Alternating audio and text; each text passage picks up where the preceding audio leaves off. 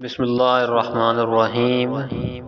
سہیل بن سعد Saadi رضی اللہ تعالیٰ عنہ سے روایت ہے کہ رسول اللہ صلی اللہ علیہ وآلہ وسلم نے فرمایا، جنت کا ایک دروازہ ہے جسے ریان کہتے ہیں۔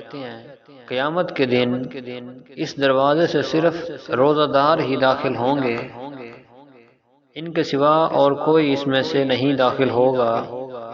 پکارا جائے گا کہ روزہ دار کہاں ہیں؟ وہ کھڑے ہو جائیں گے، ان کے سوا اس سے اور کوئی اندر نہیں جا پائے گا، اور کوئی نہیں اندر جانے پائے گا۔ جب یہ لوگ اندر چلے جائیں گے تو یہ دروازہ بند کر دیا جائے گا، پھر اس سے کوئی اندر نہ جا سکے گا۔ صحیح بخاری حدیث نمبر 1896۔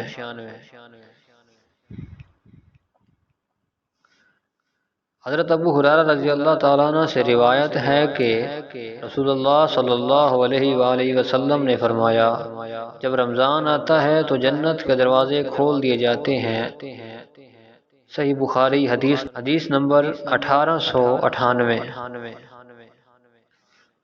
حضرت ابو ہریرہ رضی اللہ تعالیٰ عنہ سے روایت ہے کہ رسول اللہ صلی اللہ علیہ وآلہ وسلم نے فرمایا، جب رمضان کا مہینہ آتا ہے تو آسمان کے تمام دروازے کھول دیے جاتے ہیں، جہنم کے دروازے بند کر دیے جاتے ہیں، اور شیاطین کو زنجیروں سے جکڑ دیا جاتا ہے۔ صحیح بخاری حدیث نمبر 1899۔ ابو ہریرہ رضی اللہ تعالیٰ عنہ سے روایت ہے کہ رسول اللہ صلی اللہ علیہ وآلہ وسلم نے فرمایا کہ جو کوئی شب قدر میں ایمان کے ساتھ اور حصول ثواب کی نیت سے عبادت میں کھڑا ہوا، اس کے تمام اگلے گناہ بخش دیے جائیں گے، اور جس نے رمضان کے روزے ایمان کے ساتھ اور ثواب کی نیت سے رکھے، اس کے اگلے تمام گناہ معاف کر دیے جائیں گے۔ صحیح بخاری حدیث نمبر 1901۔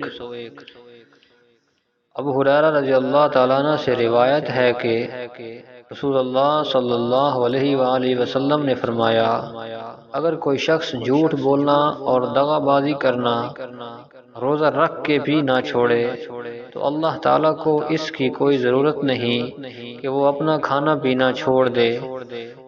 صحیح بخاری حدیث نمبر 1903۔